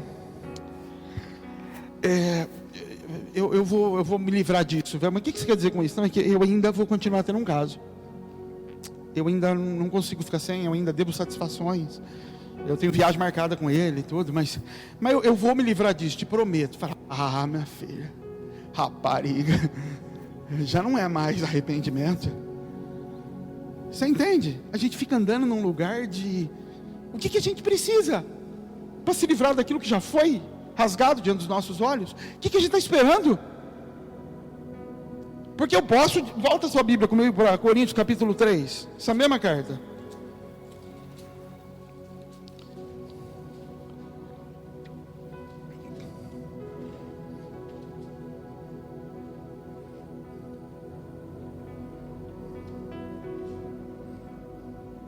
Verso 1. Porventura começamos outra vez a louvar-nos a nós mesmos? Ou necessitamos, como alguns, de cartas de recomendação para vocês? Ou de recomendação de vocês? Paulo está dizendo assim, ó, por acaso eu preciso que alguém faça recomendação de mim para você? Eu preciso que alguém me valide sobre a tua vida? Caio, por acaso eu preciso que alguém... Isso no contexto da carta. Paulo nessa carta ele se explica demais até. Eu não vou nem falar demais porque ele estava inspirado pelo Espírito. Ele se explica o necessário sobre o que ele tinha falado na primeira, sobre a relação dele com os coríntios. Então ele fala assim, ó, dá o exemplo do Caio. Por acaso, em tudo que eu falei para você na carta, eu preciso que alguém venha aqui testificar e falar, não, Caio, ouve ele que ele é de Deus. Eu preciso que alguém me invalide para você, Caio. Eu preciso de carta de recomendação para você me ouvir. Tudo que a gente viveu, tudo que não basta. É isso que Paulo está falando. Vocês são a nossa carta, e ele está falando dele e dos outros apóstolos, escrita em vossos corações, conhecida e lida por todos os homens. Você é a minha carta. Eu escrevi, não é Deus. Eu, Paulo, escrevi no teu coração uma carta que é vista pelos outros. Quando teu pai te vê, ele vê uma carta que eu escrevi em você. E se Paulo se sente autorizado a falar isso, eu também sinto. É isso que Paulo está dizendo. Por acaso eu preciso que você, alguém, valide o que eu estou dizendo sobre a tua vida? Já não basta tudo que aconteceu. Já não basta tudo que eu passei por pregar sobre a tua vida, todos os anos. Isso é o que Paulo está dizendo. E aí leia a carta de Corinto, de preferência todas as cartas de Paulo, para você entender o trabalho de Paulo com a igreja de Corinto. Porque já é manifesto que vós sois a carta de Cristo. De quem é a carta? De Cristo. Ministrada por nós. A carta é de Deus, mas quem ministra sou eu. É isso que Paulo está dizendo. A mensagem é de Deus, mas quem transfere sou eu. E escrita não com tinta, mas com o Espírito de Deus vivo, não em tábuas de pedra, mas nas tábuas do coração de todos. E é por Cristo que temos qual confiança. Não que sejamos capazes por nós de pensar alguma coisa como de nós mesmos, mas a nossa capacidade vem de Deus, o qual nos fez também capazes de ser ministros do Novo Testamento, não da letra, mas do Espírito, porque a letra mata e o Espírito vivifica. Paulo está dizendo assim, eu não escrevo em pedra como Moisés escrevia. Eu escrevo no coração de vocês. E isso só é possível com o Espírito Santo. Porque o que Moisés escreveu matava. Veio de Deus sim, mas matava. O que eu escrevo no coração de vocês, com a condição dada pelo Espírito Santo, isso gera vida. Isso pode gerar arrependimento e vida. Na lei não se pede arrependimento, só se pede obediência. eterna obediência, porque nunca vai ser natureza. Obedece hoje, obedece amanhã, obedece daqui 5 anos, daqui a 20 anos, tem que continuar obedecendo. O que Paulo está dizendo é: eu desejo que vocês não precisem mais obedecer, porque o mesmo Espírito que me fez escrever a carta, escreve essa carta dentro de você, e você passa a ser lido pelos outros, e você vai começar a escrever as mesmas palavras no coração de outros. Se a correção não gerar arrependimento, esquece. Eu não quero ter que bater na Helena a vida inteira pela mesma coisa. Eu quero ter que corrigir ela com relação a subir correndo com o pé no sofá só uma vez, 2, 3, 30 que seja, mas chega. Entre em você, minha filha, o entendimento de que pôr o pé no sofá está errado. Se arrependa quando olhar e ver o sofá sujo, e ver a sua mãe tendo que trabalhar para limpar aquele sofá, seu pai tendo que gastar dinheiro para trocar o sofá. Amadureça, gere arrependimento. Não gere sua obediência. Quem escrevia baseado em obediência era Moisés.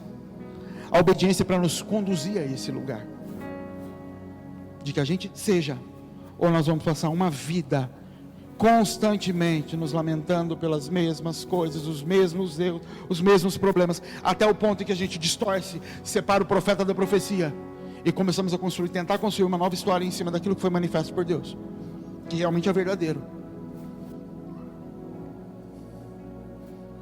A continuação do texto, e ele começa a falar de Moisés, verso 13 desse mesmo capítulo.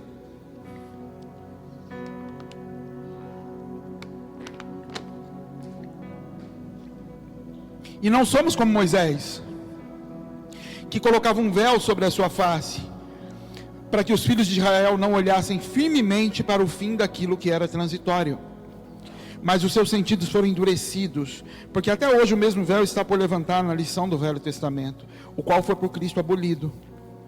E até hoje, quando é lido Moisés, o véu está colocado sobre o coração deles, mas quando se converterem ao Senhor, então o véu se tirará. Ora, o Senhor é Espírito, onde o Espírito é liberdade. Mas todos nós, com cara descoberta, refletindo como espelho a glória do Senhor, somos transformados de glória em glória, na mesma imagem, como pelo Espírito do Senhor. O que acontecia? Moisés, quando ele subia no monte para falar com Deus, ele ficava um tempo com Deus, o rosto dele começava a brilhar, ficava a luz assim na cara dele. Ele descia. Quando ele descia, o povo, rosto brilhando. Moisés entrava na tenda para se encontrar com Deus. Quando ele saía, rosto brilhando, e ele ficava desfilando com o rosto brilhando, e o povo tudo vendo aquela cara brilhando. Deus está ali, ó. Manifestação de Deus na vida dele. Sabe quando você vai à igreja e aí eles levam o homem que revela o número de RG, revela as coisas e faz o rosto brilhando? Às vezes é o Satanás, mas está lá, e as pessoas olhando e vendo aquele negócio.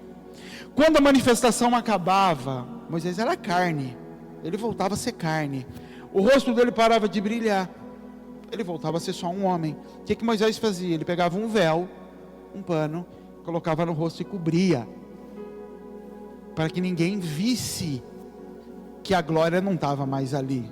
Ou seja, Moisés orgulhosinho, não queria que soubesse que Deus não estava ali naquelas horas. E Paulo fala: a gente não é como Moisés, que fica cobrindo a cara para as pessoas não verem que existe humanidade aqui, que existem momentos de glória, mas existem momentos onde essa glória vai embora, existe um homem aqui. Então Paulo começa a dizer: nós não somos assim, nós somos transformados pelo Espírito. Então é de glória em glória, ele está dizendo, é de manifestação em manifestação. E entenda essa manifestação em manifestação como ondas, em que o Senhor vem, nos usa, fala conosco, e a gente está bem, a gente está voando em Deus, e de repente Deus vem e dá um totozinho atrás na perna quando você está correndo, e você cai, e aí Ele mostra uma queda, e Ele mostra que tem algo, e Ele quer que nessa hora gere arrependimento, e eu levante, e suba de novo, e o rosto brilha de novo, E no dia seguinte eu estou em tentação e estou aqui embaixo. Ele mostra, tem correção de novo. E eu subo, ele está dizendo, de glória em glória.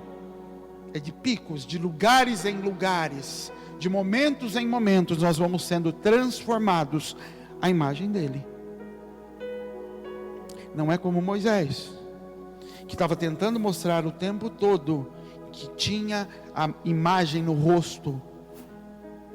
E por isso mesmo aquele homem, que era o homem mais manso da terra, não tinha mansidão o suficiente para naquele momento não perder a paciência, bater na rocha, desobedecer a Deus, e perder o que Deus estava dizendo, e perder o que Deus tinha dito a respeito dele. Talvez esse seja sido um dos erros de Moisés, entender que mesmo o homem mais manso da terra, tinha que reconhecer que em alguns momentos o Senhor estava tentando trazer correção sobre ele,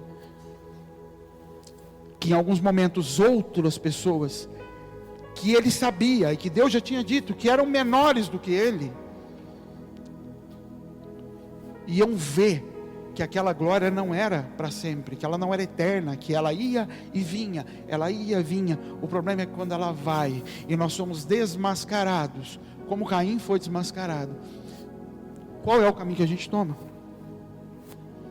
É para arrependimento ou é para a morte?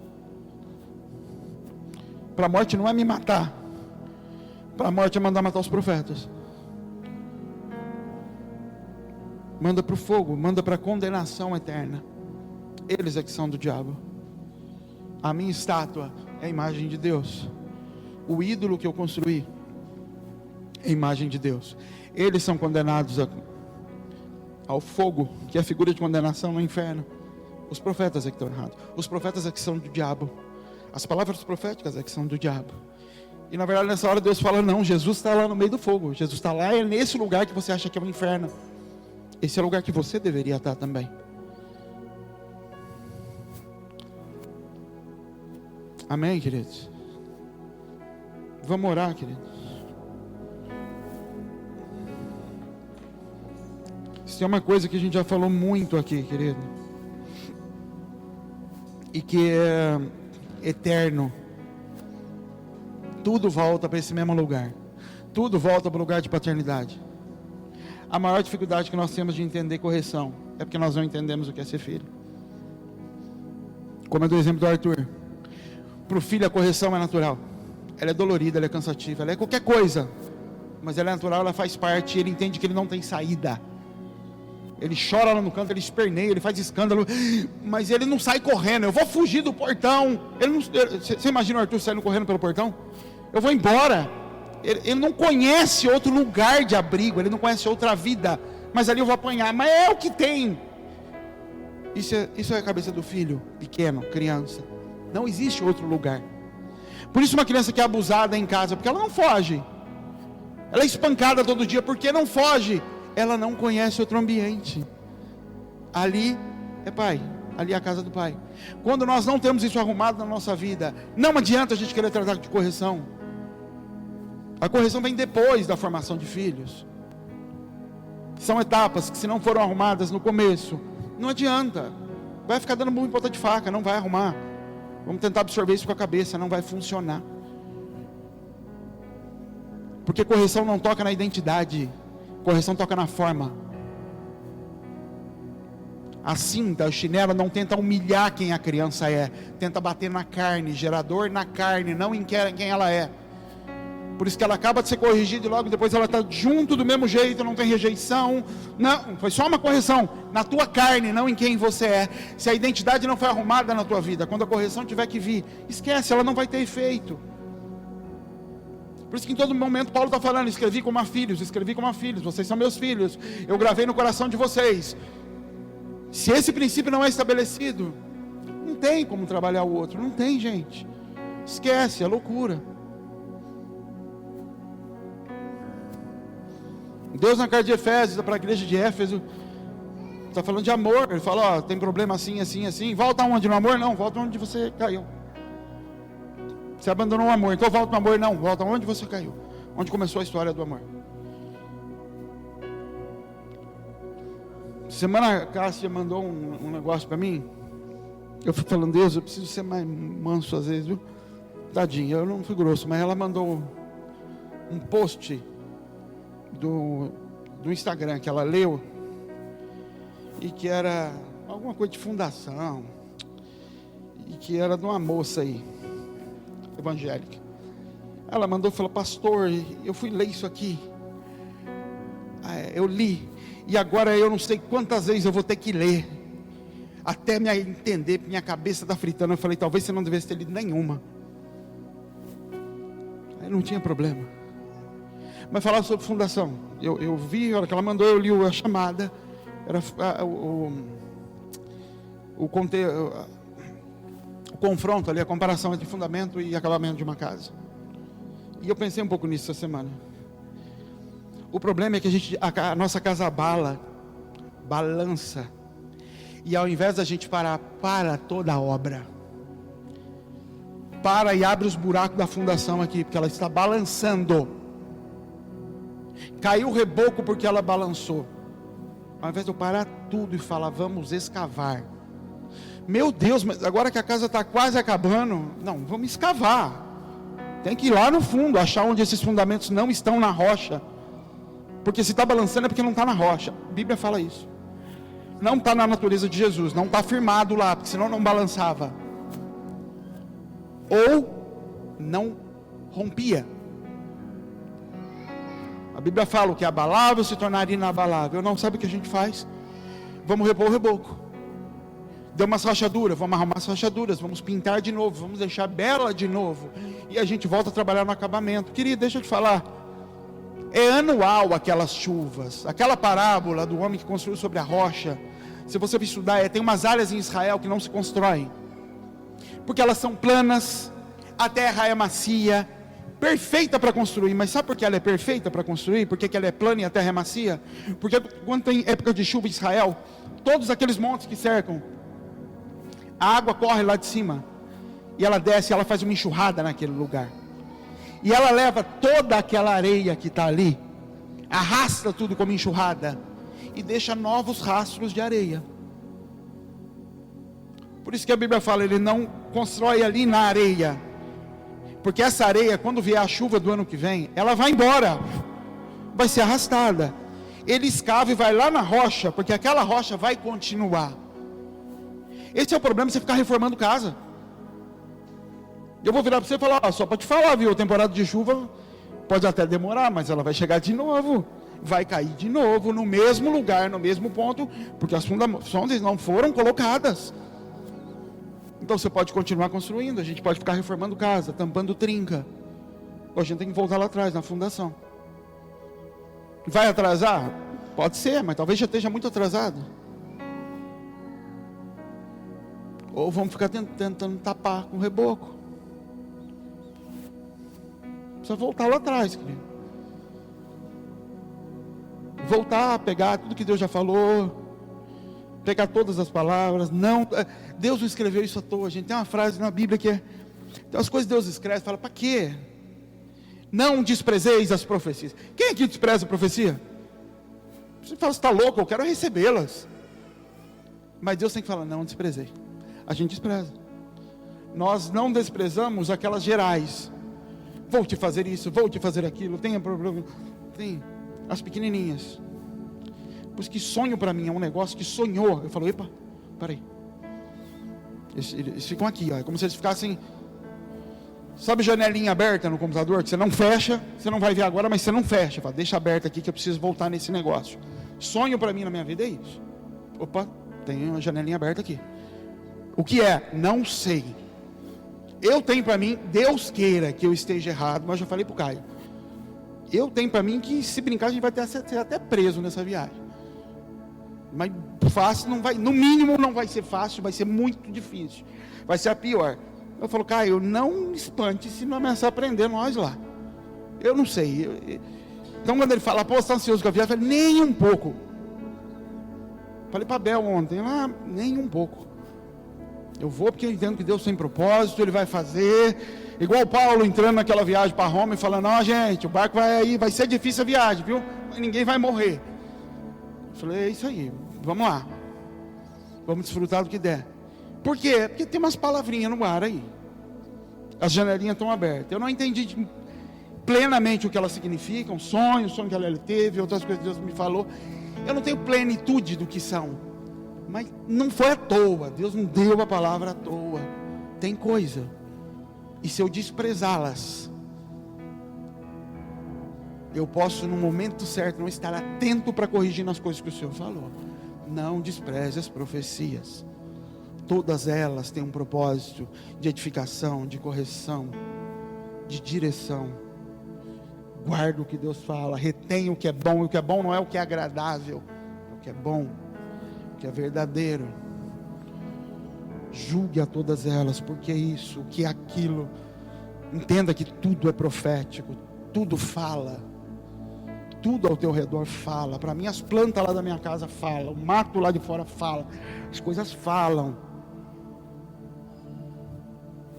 Nós somos espirituais, querido, e quanto mais espiritualmente nós levarmos a nossa vida, mais o Espírito vai estar presente, guiando, falando, mostrando. Por isso eu chego nos lugares, como eu falei, dei o exemplo do Denis ali, eu ia falar coitado, mas não é coitado não, já é marmanjo. É espiritual. Eu olhei e falei, isso é espiritual.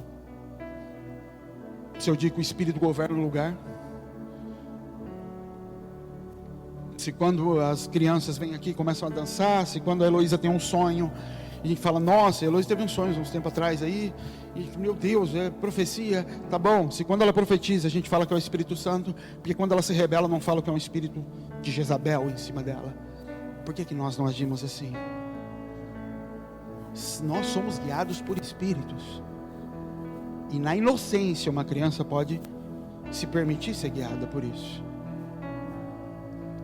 E por isso nós não podemos fechar os olhos para o espírito que nos rodeia, para o mundo espiritual que nos rodeia, tentando entrar por áreas inocentes nas nossas vidas, nas nossas filhas. Eu dei o exemplo da Catarina na semana passada, olhei para aquilo e falei, não vai entrar na minha casa através de você, e ela vai sofrer na carne dela, vai. Se Jesus aprendeu obediência pelo que sofreu, por que minha filha não vai? Mas o Espírito nos rodeia. Se até numa criança ela é usada pelo Espírito, como é que eu vou olhar para coisas no meio de adultos, em situações, e vou falar, isso não é espiritual? É lógico que é espiritual. Tudo é espiritual. Nós precisamos conduzir a nossa vida no Espírito, querido. Você precisa começar a olhar para a tua vida no Espírito. Porque eu moro aqui, porque eu faço assim, porque eu trabalho com isso, porque eu tenho isso, porque eu não tenho mais isso. Por quê? Por quê? Por quê? E não significa que Deus vai te dar a resposta para tudo, mas significa que você vai estar atento para quando essas respostas vierem, que nós vamos captar as respostas quando elas chegarem. Que quando eu estiver lá na viagem e surgir um sopro aqui do lado, eu vou estar assim e vou falar, epa, eu estou esperto, o Senhor falou que ia ter um problema. E como Ele falou porque juntou esse sonho com aquela palavra, com aquela percepção, com aquele sonho que eu tive, e tudo isso está aqui em aberto. Meses antes, no começo da viagem, Paulo disse, vamos ter problema, hein? Vai ter problemática a viagem aí. E calou. Lá na frente, a hora que aconteceu, ele falou, eu te disse, mas eu te disse. Falei que ia ter problema, se você tivesse me ouvido. Ele ficou igual a mulher ali. Eu falei que tinha, mas ninguém vai morrer, fique em paz. Não vai morrer não. Eu acho que não. Amém, queridos? Vamos orar, queridos. Fala com o Senhor. Entenda isso, querido. Correção, Paulo manda essa carta. E a correção desse povo, o que esse povo ia fazer, não tinha a ver do que eles iam fazer com relação a Paulo. Tinha a ver com o que eles iam fazer com relação ao que eles receberam naquela carta. A felicidade de Paulo eu fiquei feliz que vocês receberam, e isso gerou arrependimento em vocês. Chegou em Paulo a informação de que eles choraram, eles se reuniram, eles se corrigiram, eles mandaram embora quem estava praticando aquelas coisas na igreja. Paulo falou, fiquei feliz, porque vocês, com a palavra que foi dada, se arrumaram. Não se trata de me prestar contas, se trata de se arrumar baseado na palavra, na carta que vocês receberam. Se trata de você se corrigir baseado na correção que recebeu, de você se arrepender para que o Espírito Santo possa entrar em você e refazer essa área deficiente, essa área que é torta. Só o Espírito pode fazer, a carta escrita não pode fazer, a carta de Paulo não pode fazer isso, a minha correção não pode fazer isso. Ela só abre um espaço para um arrependimento diante do Senhor, para que o Espírito possa fazer, gerar arrependimento para a tua salvação. Vamos orar, querido. Abaixa a tua cabeça, fala com o Senhor. Coloca diante do Senhor áreas em que você precisa gerar arrependimento, lugares em que nós precisamos. Senhor, nos ajuda, Senhor, a voltar em lugares onde nós caímos, Senhor. Nos ajuda a voltar, meu Pai, em lugares que precisam de arrependimento, Jesus. Em situações que precisam de arrependimento, em situações que nós precisamos, Pai, ter um coração como o Teu, Deus. Nós queremos ter a natureza de filhos, Pai. Nós queremos separar a correção de identidade, Jesus. Nós queremos separar, Senhor, as nossas atitudes de quem nós somos, Pai, como primeiro passo para a forma poder ser dada, Senhor. Em nome de Jesus, nós queremos nascer de novo, Senhor, para depois receber forma, Pai. Nós queremos receber identidade para depois receber forma, Pai. Em nome do Senhor Jesus, nos dá sensibilidade profética, Senhor. Que a gente não desvincule, Senhor, a profecia da interpretação profética. Que a gente não desvincule as coisas, Senhor. Que a gente não construa, Senhor, novos caminhos, novas formas para aquilo que o Senhor estabeleceu, Deus. Nos ajuda, Espírito Santo. Nos ajuda, Senhor. Pai, nós queremos te pedir também pela vida da Manu, Senhor, que está lá no hospital, que vai ser operada agora, que tudo dê certo, que o Senhor conduza, que apesar da aparente simplicidade, o Senhor conduza as mãos dos médicos, Senhor. O Senhor conduza, Senhor, o anestesista, enfermeiros, todos que vão tocar na vida da Manu, Senhor, da profeta do Senhor. O Senhor cuide do coração dela, dê tranquilidade aos pais, Senhor, e que muito cedo nós possamos tê-la aqui de volta, Pai. Em nome de Jesus é que nós te agradecemos, ó Pai. Amém, queridos? Nós vamos cear, eu sei. Como que eu vou esquecer um negócio desse? Vamos tomar ceia, querido. Entrega a ceia lá. Vocês dois, serve a ceia. A Manu, gente, está operando da apêndice. Essa noite ela estava com dor, foi para o hospital e ela está internada e vai operar. Você já não começou a cirurgia. Então orem por ela hoje, viu? Pela recuperação dela. Será que só eu que esqueço da ceia? Eu nunca vi um pastor esquecer da ceia. Eu acho que isso deve ser grave.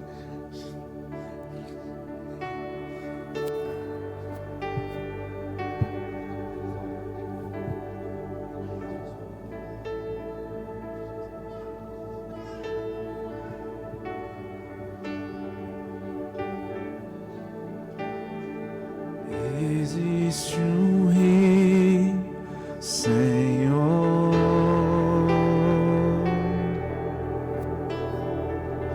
que flui do teu grande amor,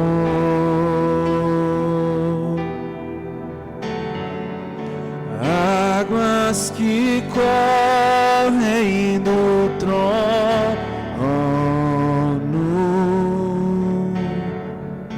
águas que curam, que limpam,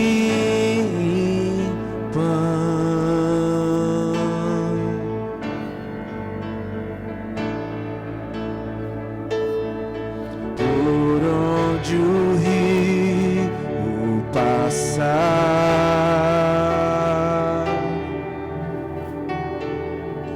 tudo vai transformar.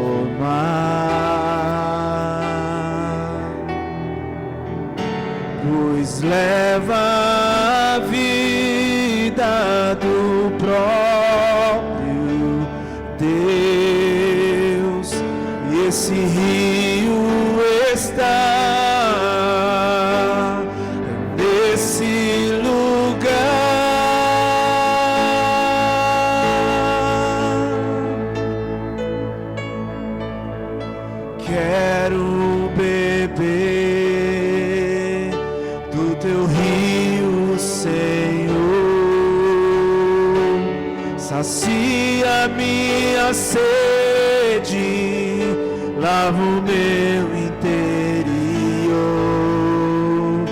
Eu quero fluir em tuas águas. Eu quero beber da tua fonte, fonte de águas vivas.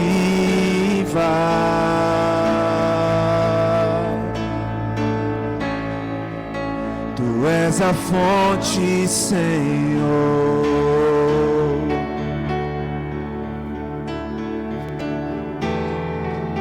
Tu és o rio, Senhor.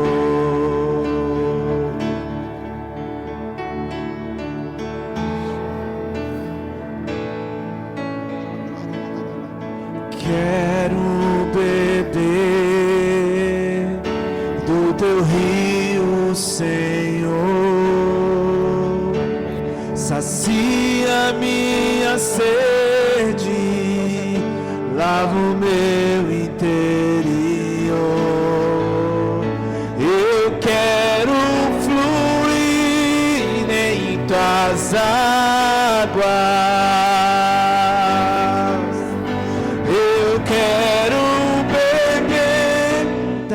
Tua fonte de águas vivas. Querido, deixa eu falar para você o que é a ceia. Talvez isso te faça entender melhor. Deus te fez como filho desde Adão. E ele fez assim, ó. E aí quando Adão saiu, era inocente desse jeito. Ficava no colo, tinha suas demandas, dá trabalho, mas é desse tamanho aqui, ó. Não faz nada de errado, não tem consciência do erro, de nada. Ele ri quando você está perto, ele não quer nada de você que não seja presença, colo.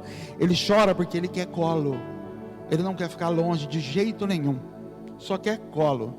Ainda mais agora, só quer colo, e a cabeça pesa agora e é uma luta. Mas é o José. E aí Deus fez assim. E aí vai crescendo. E depois que cresce, aí chega assim, ó, e já está desse tamanho. Continua inocente.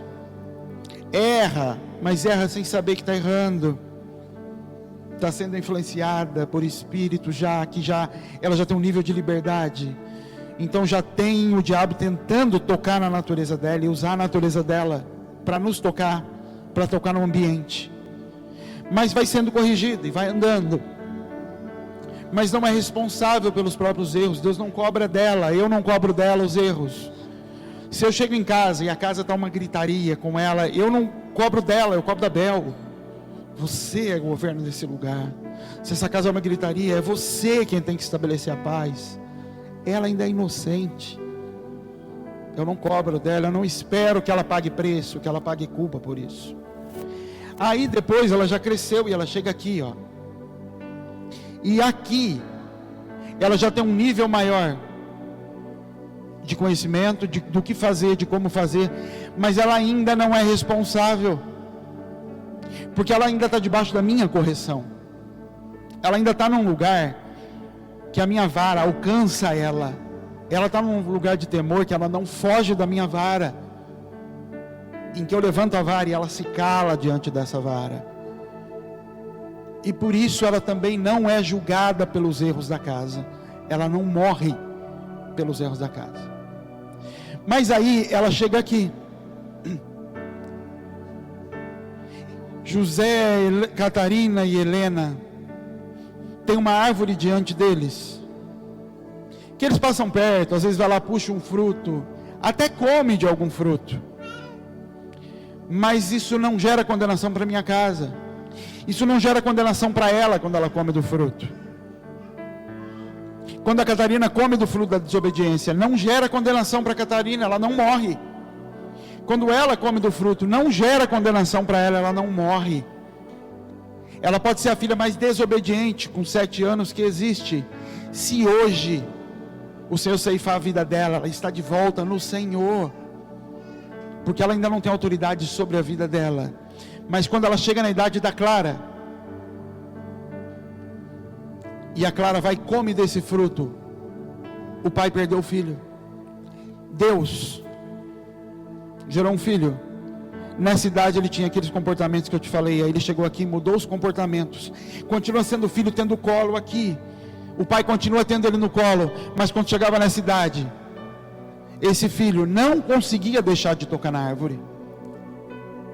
Porque é uma luta para não tocar no fruto. É uma luta para não tocar no fruto. E o fruto dá um desejo danado. Porque o fruto tem a promessa de que vai saciar a minha existência. O fruto do jardim, o fruto do conhecimento, ele nos promete saciar as nossas dores, nossas angústias, nossas tristezas. O conhecimento promete isso, porque o conhecimento conhece tudo a respeito do homem. O conhecimento é a plenitude daquilo que Deus sabe, não daquilo que Deus é.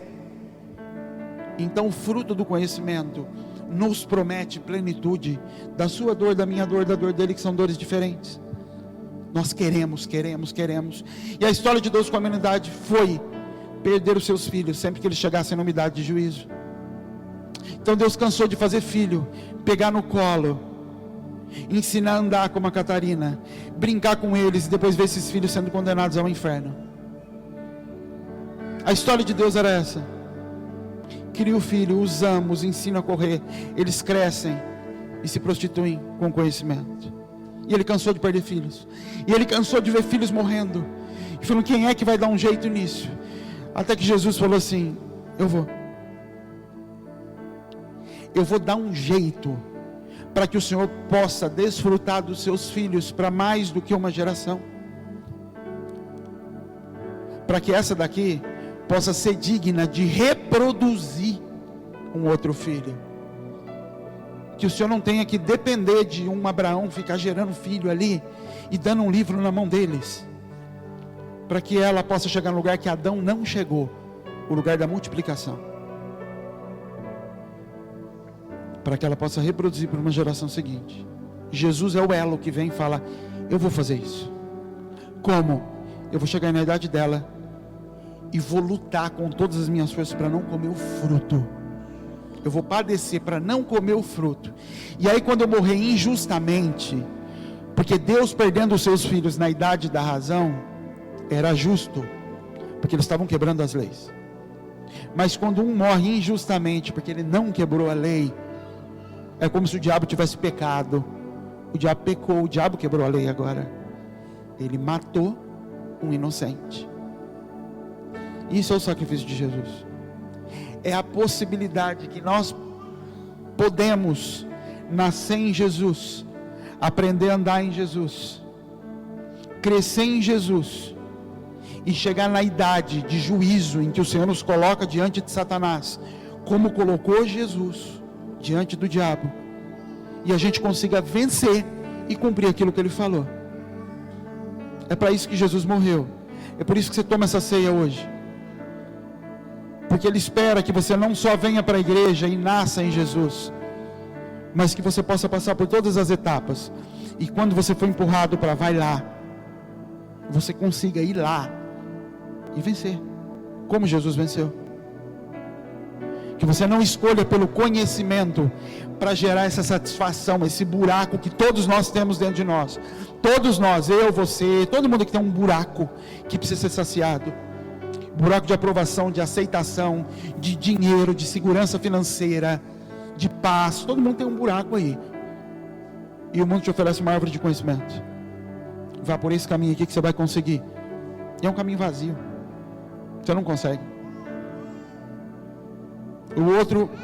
A outra coisa que nós podemos comer ao invés do conhecimento é isso aqui. É a árvore da vida. Vem cá. Pode ir lá, filha. Então coma do pão, querido, e tome da ceia entendendo. Isso é a chance que Deus nos deu dele parar de perder os seus filhos quando eles amadurecem. Amém? Toma sua ceia, querido.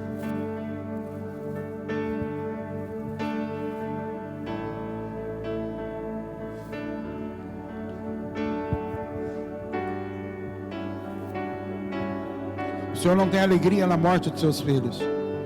O Senhor não tem prazer nenhum que os seus filhos cresçam, amadureçam e se percam e morram espiritualmente. Que a gente possa valorizar o sacrifício de Jesus, entendendo que Ele padeceu e que nós também vamos padecer em carne para manifestar aquilo que Ele tem. Amém, queridos?